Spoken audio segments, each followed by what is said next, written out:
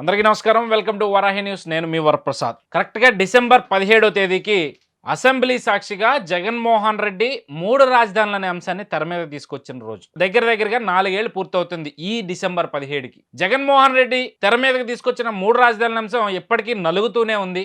మరొక పక్క అమరావతి రాజధానిగా ఉండాలి అంటూ కూడా 33,000 ఎకరాల భూములు ఇచ్చిన రైతులందరూ నేటికి రోడ్ల మీద వాళ్ళ నిరసనలు తెలుపుతున్న పరిస్థితి. వారిలో ఒకరు అమరావతి ఫైర్ బ్రాండ్గా గుర్తింపు తెచ్చుకున్న గాంధీ గారు ప్రస్తుతం మనతో ఉన్నారు. మరి జగన్మోహన్ రెడ్డి తీసుకున్న ఈ 3 రాజధానుల నిర్ణయం గురించి కావచ్చు, రాష్ట్రంలో జరుగుతున్న మరిన్ని అంశాల గురించి ఆయనతో మాట్లాడి చర్చించే ప్రయత్నం చేద్దాం. నమస్కారం గాంధీ గారు. నమస్తే.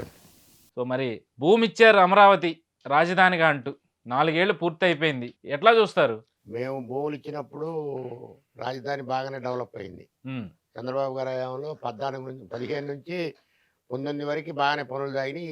ఈయన గారు ఎక్కడంతో పనులు ఆపిచ్చాడు. ప్రమాణ స్వీకారం రోజు మే 31న ప్రమాణ స్వీకారం చేశాడు. ఆ రోజే పనులు ఆపి చేపించాడు. ఉమ్, అప్పటి నుంచి ఇప్పటి వరకు మొత్తం తుప్పలు పెరుగుతున్నాయి. ఉమ్, మేమైతే ఉమ్, 4 సంవత్సరాల నుంచి ఆ, మేము మా మహిళలు మొత్తం రోడ్ల మీద పడ్డా కానీ ఉమ్, 3 రాజధానుల కాన్సెప్ట్ తెచ్చి ఉమ్, మమ్మల్ని పెట్టరాని ఇబ్బందులు పెట్టి ఉమ్, పోలీసు వాళ్ళతోటే దాన్ని ఇచ్చారు. మహిళలను ఇబ్బందులు పెట్టారు, జైలు పాలు చేశారు, కేసులు పెట్టారు. ఉమ్, దాదాపు 3,600 కేసులు పెట్టారు ఒక రాజధాని పరిధి 29 గ్రామాల పరిధిలోనే. ఉమ్, చంద్రబాబు గారు ఉన్నట్టు ఆయన టైంలో మా కౌళ్ళన్నీ ప్రతి మే నెలకి కౌళ్ళు పడిపోయాయి. ఉమ్, ఈయన ఎక్కిరికాడ నుంచి ఉమ్, మే నెల అంటూ ఒక వరుస అంటూ లేదు. ఉమ్, ఆయన ఇష్టానుసారం ఆయన ఏం చేయాలనుకుంటే అది చేసేస్తాడు. ఉమ్, అసలు ఈ అగ్రిమెంట్ వాళ్ళు ఇంతవరకు చదువుకోవాలి. వాళ్ళు ఇప్పుడు ఈ రోజు కూడా చదువుకోలేదని మా అభిప్రాయం. ఉమ్, సజ్జల రామకృష్ణారెడ్డి గారు కావచ్చు, లేకపోతే సాక్షాత్ ముఖ్యమంత్రి జగన్మోహన్ రెడ్డి గారు కావచ్చు, ఉమ్, గవర్నమెంట్కి రైతులకి జరిగిన అగ్రిమెంట్ ఏందో వాళ్ళు ఇంతవరకు చదువుకొని ఉండరు. నాకు తెలిసి ఆ, చదువుకొని ఉంటే ఈ మూడు రాజ్యాల కాన్సెప్ట్కి వెళ్ళరు. ఉమ్, అసలు ఎక్కడైనా సరే ఉమ్, మనకు 6 ఖండాలు ఉన్నాయి. ఉమ్, 6 ఖండాల్లో 196 దేశాలు ఉన్నాయి. ఉమ్, 196 దేశాల్లో ఎక్కడైనా సరే ఉమ్, 3 రాజ్యాల కాన్సెప్ట్ ఉందా? ఉమ్, సౌత్ ఆఫ్రికా పెట్టారు. ఉమ్, ఈరోజు ఏమైంది అది?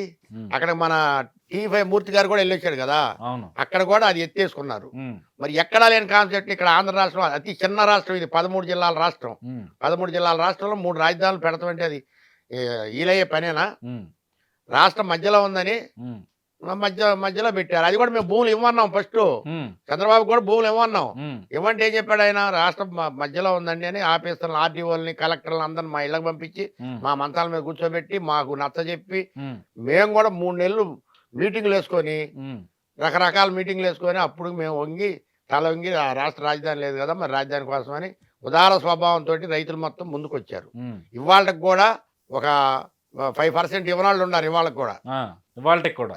ఇవ్వనాళ్ళు ఉన్నారు. ఆ, మరి వాళ్ళని కూడా ఏమన్నా ఉమ్, దానికి వీళ్ళు మసిపూసి మారేడిగా చేసి ఆ బొత్స సత్యనారాయణ వచ్చేమో శ్మశానం అన్నాడు. ఉమ్, మరి ఆ తమ్మినేని సీతారాం గారు వచ్చేమో ఇది ఒక అడవి ఎడారి అన్నాడు. ఉమ్, మరి ఇంకొకటి వచ్చే ముంపు ప్రాంతం అన్నాడు. ఉమ్, ఒకసారి ముంపు ప్రాంతాన్ని ముంచబోయారు కూడా. ఆ, అవును. మీకు ఐడియా ఉండే ఉంటది. అవును. 2020 మొదటి సంవత్సరం, ఇక్కడ మొదటి సంవత్సరం 2020లో 19-20 మధ్య. 19-20 మధ్యలో ఉమ్, ఒక పడవను అడ్డవేసి ఒక ఇది వేసి ఉమ్, చంద్రబాబు నాయుడు ఇల్లు ముంచితే రాజధాని ప్రాంతం మొత్తం మునిగిపోయిందని ఆ ప్లాన్ కూడా వేసి, ఉమ్, అది కూడా బొత్సగారి ప్లానే. ఉమ్, బొత్సగారి ప్లానే. అనిల్ కుమార్ యాదవ్ కూడా తెలియదు వాస్తవంగా చెప్పాలంటే ఇక్కడ ఇదేస్తే నీళ్ళు ఎక్కుతాయి అని. ఉమ్, అయినా వీళ్ళకి ఏం తెలుసు అసలు? ఉమ్, వీళ్ళు ఎవరైనా మంత్రులుగా ఉన్నారా? ఉమ్, మంత్రుల్లాగా అవపడుతున్నారా? ప్రజాప్రతినిధుల్లాగా అవపడుతున్నారా? ఒక్క మంత్రి అయినా ప్రజాప్రతినిధిలాగా ఉన్నారా? ఉమ్, ఎవరి ఇష్టానుసారం వాళ్ళు మాట్లాడారు. ఉమ్, కానీ రాజధాని పరిధిలో మేము ఇంకా ఎన్ని రోజులైనా మేము చేయడానికి సిద్ధమే. ఉమ్. అయినా ఈయన దిగిపోయే టైం వచ్చింది. అసలు ఎన్ని రోజులైనా చేయడానికి సిద్ధమని మీరు అంటా ఉన్నారు కదా. సరే, ప్రభుత్వం 3 రాజధానుల అంశం తీసుకొచ్చింది, అక్కడ నిర్వీర్యం చేసేసిన అమరావతి అనేది పక్కన పెడదాం. అమరావతి రాజధాని ఉద్యమం మొదటగా ఎవరైతే ప్రారంభించారో వాళ్ళు ఈ రోజుకి కూడా ఉద్యమంలో ఎందుకని పాల్గొనలేకపోతా ఉన్నారు? ముందు వరుసలో ఉండి ఎవరైతే ముందు వరుసలో ఉన్నారు మొదలుపెట్టినప్పుడు వాళ్ళు ఈ రోజు కనిపించట్లేదు ఎందుకని? అది అసలు మొదలు పెట్టింది అయితే ఫస్ట్ నేనేనండి. ఆర్టీసీ బస్సు ఆపింది నేను. ఉమ్, అంటే మీరున్నారు. చాలా మంది ఈ రోజు ఉద్యమంలో కనిపించట్లేదు కదా. జనాన్ని ఉమ్, బెదిరించేశారు. ఉమ్, పోలీసులు అడ్డం పెట్టి కేసులు భయంతో బెదిరించేసి నన్నే సాక్షాత్ 30 రోజులు జైల్లో ఉంచారు. ఒకసారి 22 రోజులు ఉంచారు, ఒకసారి 3 రోజులు ఉంచారు, ఒకసారి 6 రోజులు ఉంచారు. ఉమ్, మరి జైల్లో పెట్టినప్పుడు ఎవరైనా దడుతారు కదండి. ఉమ్, మరి మీరెందుకు చదవాలా? నేను దడవను. ఆ, ఈ ప్రభుత్వానికి నేను దడవటం. అన్నిట్లో జగన్మోహన్ రెడ్డి ప్రభుత్వం ఇది. ఆ, ఆయన సొంత నిర్ణయాలు తీసుకునే ముఖ్యమంత్రి గారు కాదు కదా. ఉమ్, 46 మంది సలహాదారులు తీసుకోవాలా. ఉమ్, ఈ సలహాదారులు మంచివాడే ఉన్నారు. ఇందాక కూడా చెబుతున్నాడు సజ్జల రామకృష్ణారెడ్డి. ఉమ్, ఆంధ్ర రాష్ట్రం బ్రహ్మాండంగా ఉంది, ఉమ్, బాగా అభివృద్ధి చెందింది, ఉమ్, గతంలో అభివృద్ధి చెందలేదు. ఉమ్, మరి మేమేదో క్యాన్సర్ హాస్పిటల్ పెడతాం అక్కడ నిన్న ఓపెనింగ్ చేసి అక్కడ విజయనగరం జిల్లాలో ఓపెన్ చేసామని సజ్జల రామకృష్ణ చెబుతున్నాడు. అవగాహన ఉన్న మాట ఒక్కటి చెప్పట్లే వీళ్ళు. ఒక్కళ్ళు కూడా ఎవరికి వాళ్ళే వ్యతిరేకత మాటలు తప్పితే సాత్వికంగా ప్రజా పరిపాలన మాట అనేది ఎవరు చెప్పట్లేదండి. మంత్రులు ఎవరు మంత్రులు ఎవరు కూడా. సో మరి నా క్వశ్చన్కి ఆన్సర్, ఉద్యమంలో మొదట్లో ఉన్న వాళ్ళందరూ ఇప్పుడు ఏమైపోయారు? భయపడ్డారు అంటున్నారు మీరు. భయపడినప్పుడు ఉద్యమాలు చేయడం ఎందుకు ఇంకప్పుడు? మేము 4 సంవత్సరాలు చేస్తానే ఉన్నాం కదా. ఇవాళకి నేను ఉద్యమంలోనే ఉన్నా. ఇవాళ కూడా వెంకటపాలెం దేవస్థానం దగ్గర వాటర్ ట్యాంకులు నీళ్లు రానికపోతే పొద్దున కూడా వెళ్ళా నేను. ఏవో గారిని కలిసా. ఎందుకు రాని మా బళ్ళు పొలాలు మాయసలా బళ్ళు మొత్తం ఆపేనా. నేను ఇవాళ కూడా నాకు తోటి 10 మందిని వేసుకొని పోయా. బళ్ళు వదిలిచ్చి వచ్చా. పోలీసు వాళ్ళు అడ్డం పడ్డారు. పోలీసు వాళ్ళు కూడా పోలీసు వాళ్ళు అసలు లెక్క చేయను నేను. లాండ్ ఆర్డర్ వాళ్ళ చేతుల్లో ఉంటుందా మొత్తం? ఉండదు కదా. నేను పొద్దున కూడా బళ్ళు వదిలిచ్చి వచ్చా. అన్ని గ్రామాలకు మంచినీళ్ళు పంపించా. 10 దాకా అక్కడే ఉండి. మేము ఉద్యమంలో లేకపోవడం అంటూ ఏం లేదండి. కాదే భయపడుతున్నారు మహిళలు. మహిళలు అయితే అసలు భయపడతలేదు. ఇంకా 4 సంవత్సరాలు ఇక 3 నెలలు ఈయన బాగా ఉంటే. అవును. అలాగే అమరావతి టు దేవస్థానం ఉద్యమం మొదటి విడత పాదయాత్ర చాలా సక్సెస్ఫుల్ గా పూర్తి చేశారు, ఎన్ని అడ్డంకులు వచ్చినా సరే. కానీ అమరావతి టు అరసవల్లి పాదయాత్ర మాత్రం మధ్యలోనే ఆగిపోయింది. కారణం ఏంటంటారు? అంటే కోర్టు ఇచ్చింది, మీరు చేశారు. తూర్పుగోదావరిలో దాడి జరిగినప్పుడు కొన్ని రోజులు ఆపేశారు. మళ్ళీ తర్వాత ఎందుకని తిరిగి మొదలు పెట్టలేదు? మీరు గమనించారో లేదో, అమరావతి టు అరసవల్లి పాదయాత్ర మొదలుపెట్టిన తర్వాత ఏలూరు దాకా పాదయాత్ర బ్రహ్మాండంగా సాగింది.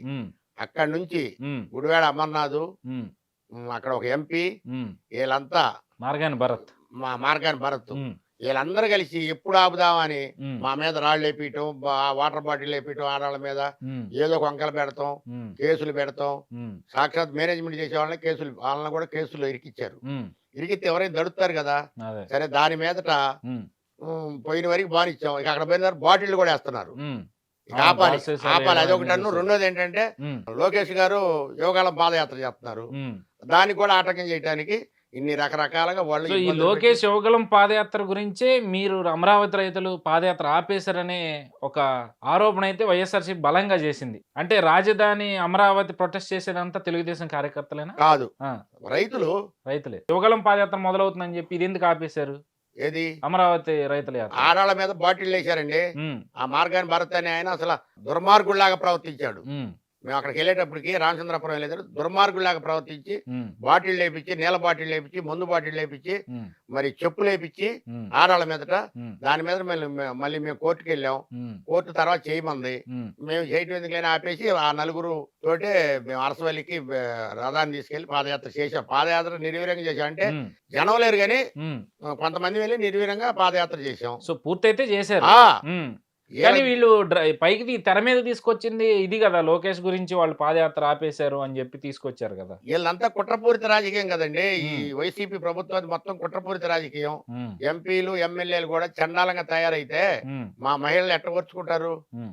చెప్పులేసి రాళ్ళేసి ఒక ఆమె తలకాయ కూడా పగిలిందండి. మీరు గమనించారో లేదు? మరి ఇవన్నీ ఎట్టవరుచుకుంటారు. అందుకని మేము మా మేనేజ్మెంట్ ఏం చేసింది, అందుకని ఆపేసింది. కోర్టుకు వెళ్ళాం. కోర్టు చేసుకోమంది. వాస్తవం అయితే మేము ఆపేసాం. లోకేష్ పాదయాత్ర చేస్తాడు కదా అని, యోగాల యాత్ర. ఒక పక్క మీరు పోరాటాలు చేస్తానే ఉన్నారు, ప్రభుత్వం మీద మీ నిరసనలు తెలుపుతానే ఉన్నారు. ప్రధానంగా రాజధాని ప్రాంతంలో భూములు ఇచ్చి కేసులు పెట్టించుకుని పోలీసులతో తన్నులు తింటూ తిట్లు తింటూ అన్ని బాధలు పడతానే ఉన్నారు. అయినప్పటికీ మీ ప్రాంతంలోనే మరొక వర్గం ఏ విధంగా తయారైంది? మరి ఇప్పటికీ టెంట్ వేసుకుని కూర్చుంటా ఉన్నారు.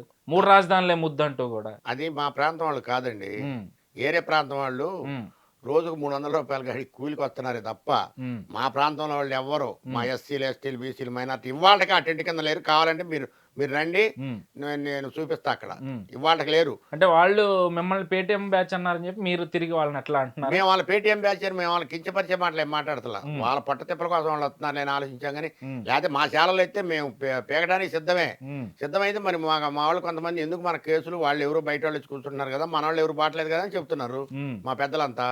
అందుకని మేము ఉంచేసాం దాన్ని, అంతేగాని. కానీ అమరావతి ఉద్యమకారులందరినీ కూడా ఆ ప్రాంతంలో ఎక్కువగా దాడి చేసిన పరిస్థితులు ఉన్నాయి. దాన్ని తిరిగి తిప్పుకొట్టలేకపోయారు. పోలీసులు కావచ్చు, లేదంటే అధికార పార్టీ కావచ్చు, వాళ్ళకే మద్దతు తెలుపుతా ఉంది. తిరిగి మీ మీద కేసులు పెట్టింది. ఎలా అనిపించింది ఆ సమయంలో? ఎందుకు చేస్తున్నారో మనకు అవసరం అని. ఏమండి, పొలాలు ఇచ్చిందంతా రైతు కూలీలు అక్కడ ఉంది. ఆ ప్రాంతం మొత్తం రౌడీలు, గోండాలు వీళ్ళు ఎవరు లేరు. అక్కడ ఉందంతా ఎవరో రైతులు రైతు కూలీలు వాళ్ళంతా సాత్వికంగా ఉంటారు. ఎవరన్నా వచ్చి ఒక దెబ్బ కొట్టాం కానీ పానీలేవాడు బందని వదిలేస్తాడే తప్ప వాడు పొట్ట కొడదామని కానీ వాడు నోరు కొడదామని కానీ వాడు పొల్లోడు కొడదామని కానీ ఆలోచించే రైతు ఎవడు ఉండడు. వీళ్ళు పోలీసులు కేసులు పెట్టినా వీళ్ళు మా ఇళ్ల మీదకి వచ్చి దహనకాండ చేసినా మా ఆడాళ్ళు కూడా బయటకు వచ్చి ఒక్క మాట ఎవరిని అనలా. తుచ్చా తప్పుడు మాటలు ఎవరు మాట్లాడాల. మన సాక్షాత్ నా ఇంటి మీదకే 30 మంది పోలీసులు నా డాబా చుట్టూ చుట్టముట్టేశారు. అయినా కానీ ఎవరు మేము మాట్లాడాల. మేము వెళ్ళిపోయాం, పోలీసు వాళ్ళు రమ్మన్న కాడికల్లా వెళ్ళిపోయాం. మేము దడిచే ప్రసక్తే లేదు. అయితే రైతుకి కోపం వచ్చి తిరగబడితే ఇట్లాంటి ప్రభుత్వాలు, అది ఏ ప్రభుత్వం కూడా మన ఢిల్లీలో తెలియలా హర్యానా వాళ్ళు రైతులు, మరి మా రైతులు కూడా అట్లా తిరగబడితే ఏముండదు. కాకపోతే రైతు ఆలోచిస్తాడు. ఇప్పుడు మేము ఒక ఆర్టీసీ బస్సు తగలబెట్టాలనుకున్నాం అనుకోండి ఉద్యమంలో, మా వాళ్ళు ఏం చెప్తారు, అరే ఆస్తులు మనమే కదా, మన రాష్ట్ర ప్రభుత్వమైనా మనమే కదా, మన ఆస్తులు పాడైపోతాయని మేము ఎక్కడ కూడా చిన్న కనీసం జగన్మోహన్ రెడ్డిది పోస్టర్ కూడా మేము ఎక్కడ చెప్పాము, మీరు ఒకసారి గమనించండి. అంటే రైతుల గురించి మొదటి నుంచి కూడా చాలా సాఫ్ట్గా ఉన్నారు ప్రతి ఒక్కరు. ఎందుకంటే రైతులకు ఎలాంటి అన్యాయం జరిగినా వాళ్ళు రోడ్డు ఎక్కరు. ఆ ధైర్యంతోనే ఏ ప్రభుత్వం అధికారంలోకి వచ్చినా రైతులను తక్కువ చేయడం, వాళ్ళని ఇబ్బంది పెట్టే విధంగా నిర్ణయాలు తీసుకోవడం జరుగుతుంది. జగన్మోహన్ రెడ్డి కూడా వీటికి అతీతుడేం కాదు. ఖచ్చితంగా మీరెవరో రోడ్డు ఎక్కక ప్రొటెస్ట్ చేయకపోబట్టే జగన్మోహన్ రెడ్డి భయపడే విధంగా మీరు ఎలాంటి చర్యలు తీసుకోలేదు కాబట్టి ఈరోజు 3 రాజధానులు అనే అంశం ఈ రోజుకి నడుస్తుంది అని నేను అంటాను. మీరేమంటారు? జగన్మోహన్ రెడ్డిని భయపెట్టాల్సినంత అవసరం మాకు లేదండి. ఆయన ఈ రాష్ట్రానికి ముఖ్యమంత్రి. జగన్మోహన్ రెడ్డిని భయపెట్టో లేకపోతే సజ్జల రామకృష్ణారెడ్డిని భయపెట్టో వీళ్ళందరూ భయపెట్టాలని మాకేంది?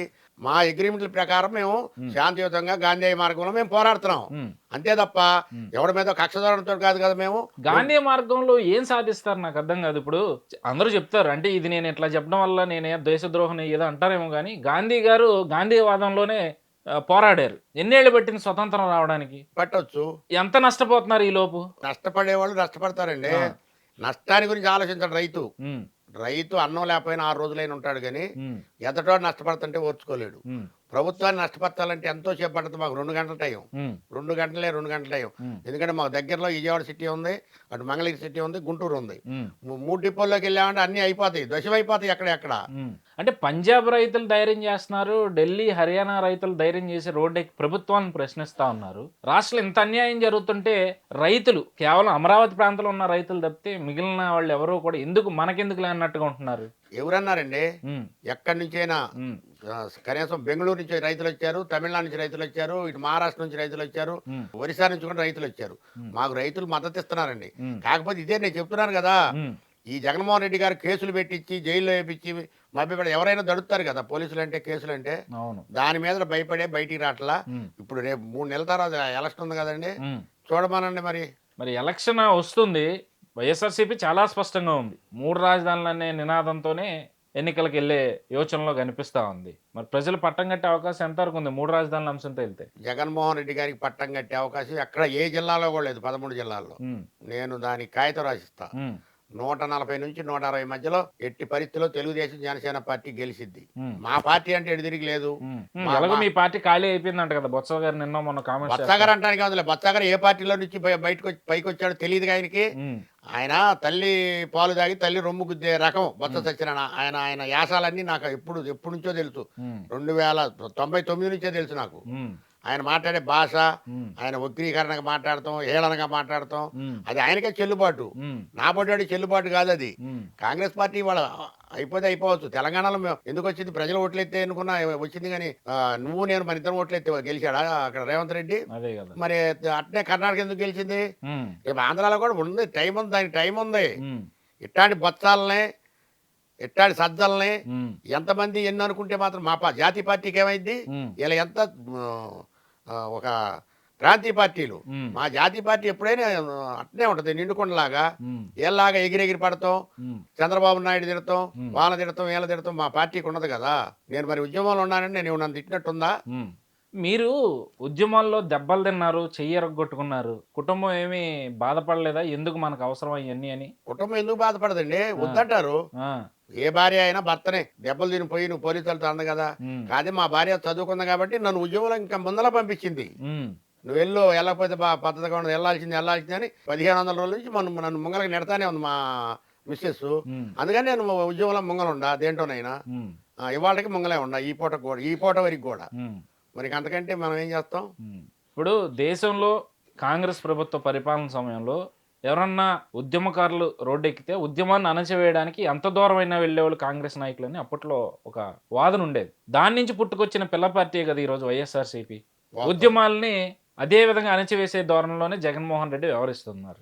మీరు గమనించారో లేదో, ఉమ్, మీ అంత చెప్పేవాళ్ళం కాదు మేము. ఉమ్, ఏ ప్రభుత్వం అయినా సరే, ఉమ్, మన 29 రాష్ట్రాలు, ఉమ్, రాష్ట్ర ప్రభుత్వ ప్రాంతీయ పార్టీలైనా జాతీయ పార్టీలైనా ఉమ్, ప్రజల మీద పందెం వేసే పార్టీని ఎక్కడన్నా చూసావా నువ్వు? ఈ మన స్వతంత్రం వచ్చిన తర్వాత లేదు. 1947 నుంచి. ఉమ్, అంత మిగల బ్రిటిష్ వాళ్ళు ఏంటి, ఉమ్, మనని చాకరీ చెప్పుకున్నారు మనతోటి, ఉమ్, వాళ్ళు సంపాదించుకున్నారు అంతవరకే. కానీ ఉమ్, ఇప్పుడు ఈనాటి ప్రభుత్వం ఏంటంటే, ఆంధ్ర రాష్ట్ర ప్రభుత్వం 13 జిల్లాల రాష్ట్రానికి ఈ జగన్మోహన్ రెడ్డి గారికి పట్టం కట్టి, రాజశేఖర రెడ్డి గారి దయ వల్ల ఆయన పట్టం కట్టారు. ఉమ్, పట్టం కడితే లేచిన కానీ ఆయన ఎవరి మీద, ఎస్సీల మీద దాడులా, ఉమ్, ఎస్టీల మీద దాడులా, మైనార్టీల మీద దాడులా, ఉమ్, ఎవరి మీద ఆయన దాడి చేయట్లా. మాట్లాడితే ఓసీల మీద దాడులా. ఉమ్, కమ్మారిని అయితే పేరెత్తే తిడుతున్నాడు ఆయన. ఉమ్, ఒకే సామాజిక వర్గం, ఒకే సామాజిక వర్గం అని. ఒకే సామాజిక వర్గం ఏం చేశారు నిన్ను? ఉమ్, ఒకే సామాజిక వర్గంలో ఇవాళ కూడా నీ పక్కన ఉన్న వాళ్ళు ఉన్నారుగా. ఉమ్, మరి వాళ్ళైనా సిగ్గు తెచ్చుకోవాలిగా. ఉమ్. మరి మనల్ని ఇట్ట అంటున్నారే, వీళ్ళందరూ తిడుతున్నారని. అంటే ఈ రోజు వీళ్ళందరూ కలిసి జగన్మోహన్ రెడ్డిని చూసి ఏడుస్తున్నారంట కదా. నిన్న పలాస్ సభలో ఆయన చెప్తా ఉన్నారు.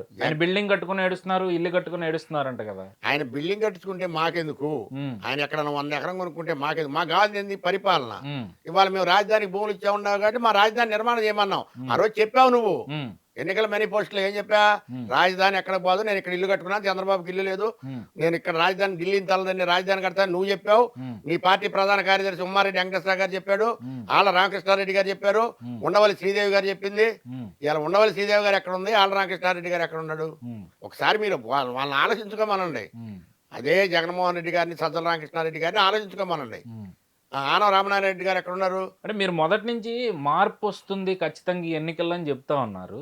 ఈ మార్పుకి బీజం పడింది ఏదైతే రాజధాని ప్రాంతం, ఏదైతే తాడికొండ నుంచే కనిపిస్తా ఉంది. ఉండవల్లి శ్రీదేవి గారు ఎమ్మెల్సీ ఎన్నికల తర్వాత ఆవిడకి జరిగిన అవమానంతో ఆ పార్టీ నుంచి బయటకు వచ్చింది. ఈ మధ్య ఆళ్ల రామకృష్ణారెడ్డి రాజీనామా చేశారు. ఏంటి రాజకీయం నిజంగానే మారుతుందా, లేదంటే ఏదైనా డ్రామా నడుస్తుంది అనుకోవాలా? 100కి ఉమ్, 99% ప్రజలు మారారు, రాజకీయం మారలా. ఉమ్, రాజకీయం యథాతథమే. ఉమ్, ప్రజలు మారారు. ఉమ్, ఎవరిని ఎక్కడ పెట్టాలో, ఎక్కడ బొంద పెట్టాలో అక్కడ పెడతారు. ఉమ్, ఏ ఎమ్మెల్యే అయినా కానీ, ఏ ఎంపీని అయినా కానీ, ఎవరిని ఎక్కడ బొంద పెట్టాలో అక్కడ పెడతారు. ఉమ్, అంతే. ఇవాళకి ప్రియాంక గాంధీ గారు రేపు జనవరిలో వస్తారు. ఉమ్, మరి మా రాజధాని మహిళలకి అండగా. ఉమ్, మరి ఆ రోజున చూసుకోమని మరి జనాభా ఎంతమంది వస్తారు? ఉమ్, ఇప్పుడు ఏమి లేదు, ఖాళీ అయిపోయిందని బొత్స సత్యనారాయణ చెబుతున్నాడుగా. ఉమ్. ఆ యదవకి ఏం తెలుసు? అంటే ఎన్నికల దగ్గరకు వస్తున్నాయి కాబట్టి కాంగ్రెస్ కూడా స్పీడ్ పెంచుతుందా? మరి కాంగ్రెస్ మా పార్టీ పని మేము చేసుకుంటాం ఉమ్, అంతవరకే. ఉమ్, అంతేగాని ఒకళ్ళ మీద గుడ్డగాల్చి మీద ఇటు అవన్నీ మేము చెయ్యం. ఈ బొత్స సత్యనారాయణ లాగా, ఉమ్, ఆళ్ళ నానిలాగా, కొడాల నానిలాగా వాళ్ళని అంటాం అంత అవసరం మాకు లేదు. ఉమ్, ఒకవేళ వాడు ఎవడన్నా మమ్మల్ని అన్నగానే మేము తలకాంచుకొని వెళ్ళిపోతాం. మా జాతీయ పార్టీ, ఉమ్, ప్రాంతీయ పార్టీ కాదు కదా. ఉమ్, కక్ష ధోరణితో చేయడానికి మేమన్నా ఇది కాదు కదా. మేము ఐరన్ రాడ్లు కాదు కదా మేము. ఉమ్, అది గుర్తు తెలుసుకోమనండి వాళ్ళని. ఇవాళకైనా తెలుసుకోమనండి. ఉమ్, ఇవాళకైనా ఉమ్. 5 సంవత్సరాలకు నిండిపోవస్తున్నాయి, 3 ఇప్పుడు నెలలకి. కాంగ్రెస్ పుంజుకుంది అనుకోండి, ఈ నాయకుల అదృష్టం బాగుండో లేదా ఇంకోటో మళ్ళీ వైసీపీ నాయకులందరూ బ్యాక్ టు హోమ్ అయిపోతారా కాంగ్రెస్ లో? అసలు ఇప్పటికే నాతోటే అడుగుతున్నారండి. ఎవరు అడిగారు మిమ్మల్ని? వైసీపీ వాళ్ళే. ఆ, తుళ్ళూరు మండలం కానీ, తాడికొండ మండలం, అమరావతి మండలం, మంగళగిరి మండలంలో ఇంతవరకే కదా నాకు తెలుసు. ఆ, ఓకే. ఆ? ఆ, మరి అటుపోతే ఆ గోరంట్ల ఆ సైడ్ వాళ్ళు నన్ను చాలా మంది అడిగారు, మేము మీ పార్టీలోకి వస్తాముగా. ఉమ్, మంది నాకు పాతగా పరిచయం ఉండేవాళ్ళు. Okay, okay. ఇప్పుడు మా రాయపాటి సాంబశివరావు ఉన్నాడు, ఆ, రేపు ఆటోమేటిక్గా ఆయన దీంట్లోకి వస్తాడు. ఆ, ఆ, కాంగ్రెస్ తెలుగుదేశంలో లోకి ఉన్నాడు కదా, ఆ, రేపు కాంగ్రెస్ లోకి వస్తారు ఆయన. ఓకే.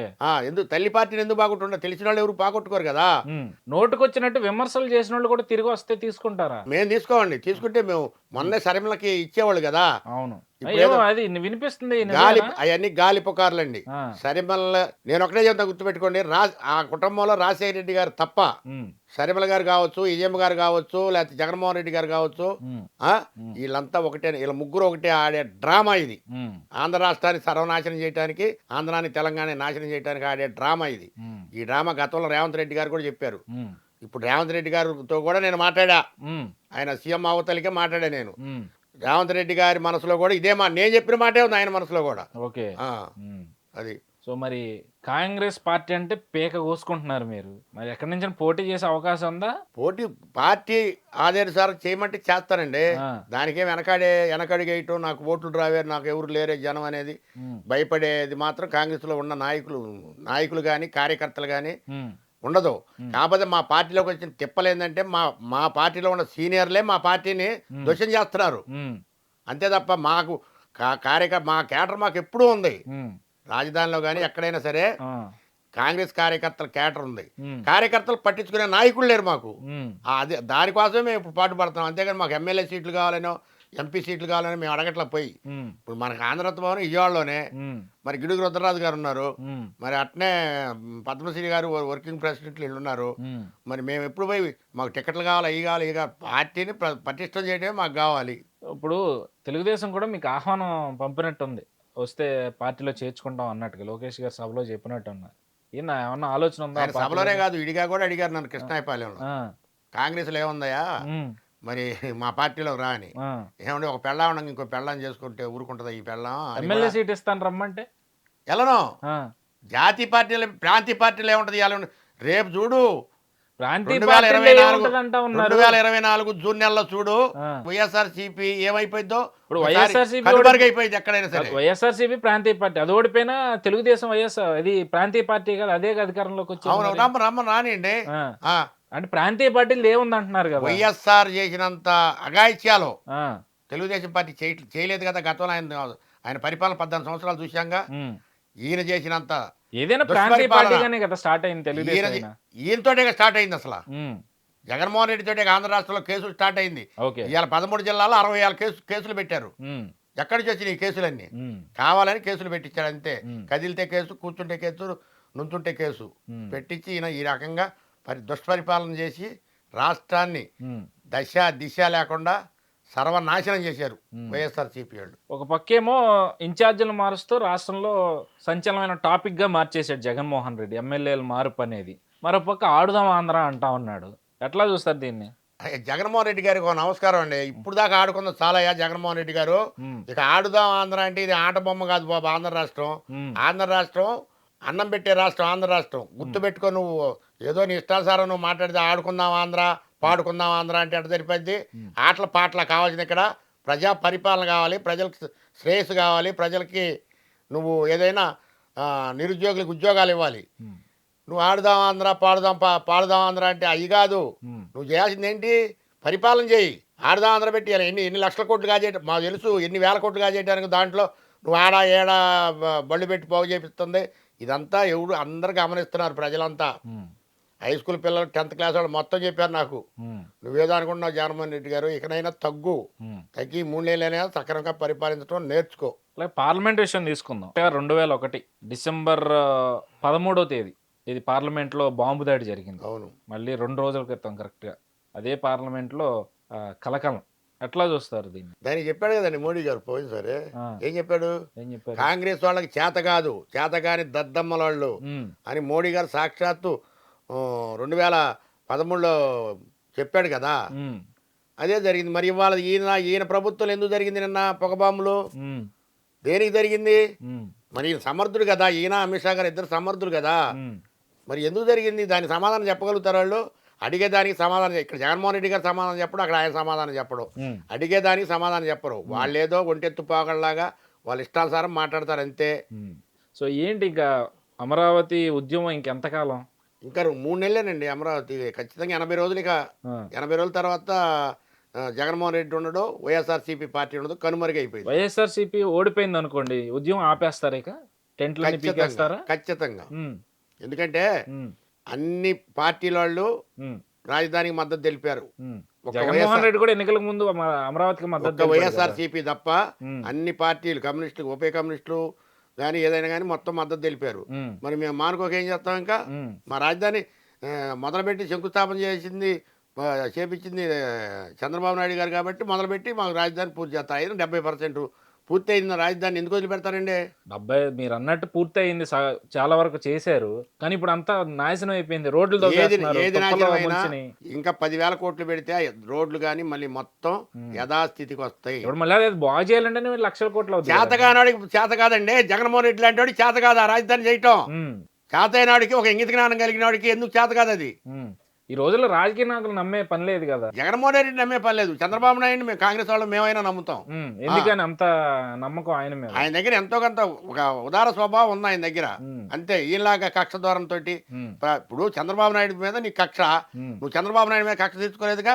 ఆ. రాజధాని మీద తీర్చుకున్నావు, ఎస్సీ ఎస్టీల మీద తీర్చుకున్నావు, మైనార్టీల మీద తీర్చుకున్నావు, బీసీల మీద తీర్చుకున్నావు, చంద్రబాబు అందరిని మీద కూడా జైల్లో తీసుకున్నారు పెట్టావు. ఈ మధ్య జైల్లో పెట్టాడు కదా. అందరిని జైల్లో పెట్టావు. చివరికి చంద్రబాబు నాయుడు జైల్లో పెట్టావు, లోకేష్ జైల్లో పెట్టడానికి తయారయ్యావు. నీ మొత్తం కేసులు, పోలీసులు, నీ ప్రభుత్వమే పోలీసు ప్రభుత్వం. సో యువగళం పాదయాత్ర ముగింపు దశకు వచ్చింది. రేపు 20వ తారీఖున భారీ బహిరంగ సభ. లోకేష్, చంద్రబాబు, పవన్ కళ్యాణ్ ఒకే వేదిక మీదకి రాబోతా ఉన్నారు. దీని తర్వాత రాజకీయం మరో స్థాయికి వెళ్ళబోతుంది అనుకోవచ్చు అంటారా? ఏ స్థాయికి వెళ్ళదండి. సమ లెవెల్లోనే ఉంటుంది. సీట్లు పంచుకుంటారు. వాళ్ళ సొంత విషయాలు మనం మాట్లాడకూడదు. వాళ్ళు సీట్లు పంపకాలు చేసుకుంటారు, వాళ్ళ పార్టీలు నిలబెట్టుకుంటారు. ఎట్టి పరిస్థితుల్లో కూడా ఎక్కడైనా సరే జనంలో చంద్రబాబుకు ఓటు, అదే వినిపిస్తుంది.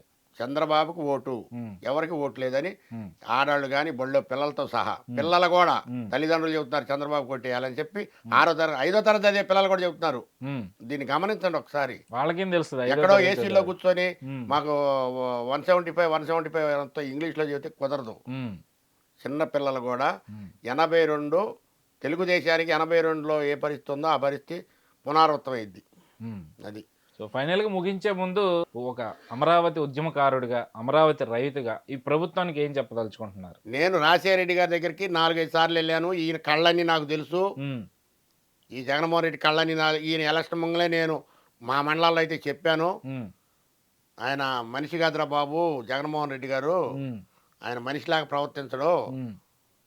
మరి ఆయన వాళ్ళ నాన్న ఏం చేసింది నాకు తెలుసు, వాళ్ళ అమ్మని ఏం చేసింది నాకు తెలుసు. నాకు వాళ్ళ ఇంట్లో దాదాపు 40% వాళ్ళ ఇంట్లో ఏం జరిగవుతాయి అనేది తెలుసు నాకు. ఇప్పుడు కాదు, 94 నుంచే తెలుసు నాకు. రాజశేఖరరెడ్డి గారు ఫస్ట్ సారి PCC చూడండి, అప్పటి నుంచే నాకు తెలుసు. మరి అవి తెలిసినా కానీ మనం చెప్పినా పారేయి కాదు కదా. నేను చెప్తే 4-5 మండలాలు ఇందాక అన్నట్టు. మరి జగన్మోహన్ రెడ్డి గారు అంత దుర్మార్గమైన పనులు చేస్తాడండి నాకు తెలిసి. అయితే మరి ఈసారైనా ఆల్రెడీ ఆ 2 నియోజకవర్గాలు 3 అమరావతి కావచ్చు, తాడికొండ నియోజకవర్గం కావచ్చు, మంగళగిరి నియోజకవర్గం కావచ్చు, 3 వైసీపీకి అప్పచెప్పారు లాస్ట్ టైం. మరి ఈసారి 3 తెలుగుదేశం కానీ అటు జనసేన. 3 తెలుగుదేశం 25,000 మెజార్టీతో ఒక్కొక్క సీట్ వచ్చి కాగితంలో రాసి పెట్టుకోండి. 3 నియోజకవర్గాలు 25,000 అంట. అది మంగళగిరి అయితే 40,000 పైసలకే. ఓకే. తాటికొండ అయితే 25,000. నాకు తెలిసిన నియోజకవర్గాలు కాబట్టి చెప్తున్నా నేను. ఏది కూడా 25,000 లోపు అసలు మెజార్టీలు ఉండవు. అసలు ఎక్కడైనా సరే నామరూపాలు ఉండవు. ఈయన ఎంతమందినన్నా మార్చుకోమనండి. ఈయన ఎందుకు మారుతాడు? పని చేసిన ఆయన అయితే సజ్జల రామకృష్ణారెడ్డి గారు మధ్యాహ్నం చెబుతున్నాడు, మేము యమాయమా పనులు చేసామన్నా. ఏంది ఈయన చేసిన అమ్మ ఒడి బొమ్మ ఒళ్ళు ఇస్తే పనులు అవుతాయా? ఒక అధికార పార్టీ ఏం చేయాలి? ఒక డెవలప్మెంట్ పని చేయాలి. మరి ఏం చేశారు? మోడీ గారు ఉన్నారు, 10 సంవత్సరాల నుంచి జాతీయ ఇది పోలవరం డ్యామ్ కట్టలేకపోయారు. ఇవాళ మిషనరీ ఉంది, సంవత్సరానికి అయ్యే పని 2 నెలలు అయ్యే మిషనరీ ఉంది, వచ్చిందండి. కట్టారా పోలవరం? మరి ఏ మిషనరీ లేనప్పుడే కాంగ్రెస్ గవర్నమెంట్ ఎన్ని డ్యాములు కట్టింది? సిగ్గు తెచ్చుకోవాలండి ఎవడైనా మాట్లాడడానికి. డయాస్ మీదకి వచ్చి కాంగ్రెస్ విమర్శించడానికి సిగ్గుండాలి ఎవరికైనా సరే. కృష్ణానది మీద ఎన్ని డ్యాములు కట్టింది, గోదావరి మీద ఎన్ని కట్టింది? వీళ్ళు ఒక్క డ్యాము కడతానికి 10 సంవత్సరాల నుంచి దాని మీద రాయి పెడతానికి ఆ చంద్రబాబు నాయుడు గారు చేసిన 71% పనులు తప్ప వీళ్ళు ఒక్క పర్సెంట్ చేశారా? వీళ్ళు వచ్చి డయాస్ మీద మాట్లాడి జనాలు నమ్మించే మాటలు మాట్లాడి బోకస్ మాటలు మాట్లాడి రేపు కాంగ్రెస్ అయినా చేస్తారు నమ్మకమే ఉంది. కాంగ్రెస్ పార్టీ గుర్తుపెట్టుకోండి, చెప్పిందే చేసిద్ది, చేసేదే చెప్పిద్ది. ఇవాళ 5 పెట్టారు కదా కర్ణాటకలో, 5 అమలు చేస్తుంది. ఇప్పుడు 6 పెట్టారు ఇక్కడ, ఇప్పుడు 2 అయిపోయినాయి, 4 అయిపోతాయి 20 రోజుల్లోనో 30 రోజుల్లోనో. ఎక్కడ కాంగ్రెస్ పార్టీ అబద్ధాలు ఆడి ప్రజలను మభ్యపెట్టే మాట చెప్తే అది ఎప్పుడు అధికారంలోనే ఉండేది. అబద్ధాలు చెప్పటం, ప్రజలు మభ్యపెట్టే మాటలు, ఇవన్నీ కాంగ్రెస్ పార్టీ ఎప్పుడు చెప్పదండి. ఆ పార్టీకి అంత అవసరం కూడా లేదు. ఓకే. సో ఏదేమైనా అమరావతి రాజధానిగా అజరామరంగా నిలవాలని, ఈ 4.5 ఏళ్లుగా మీరు పడుతున్న శ్రమ, అమరావతి ప్రాంత రైతులు కానీ మహిళలు కానీ పడ్డ కష్టానికి ఫలితం దక్కాలని మనస్ఫూర్తిగా కోరుకుంటూ టైం ఇచ్చినందుకు ధన్యవాదాలు. మీకు ధన్యవాదాలు.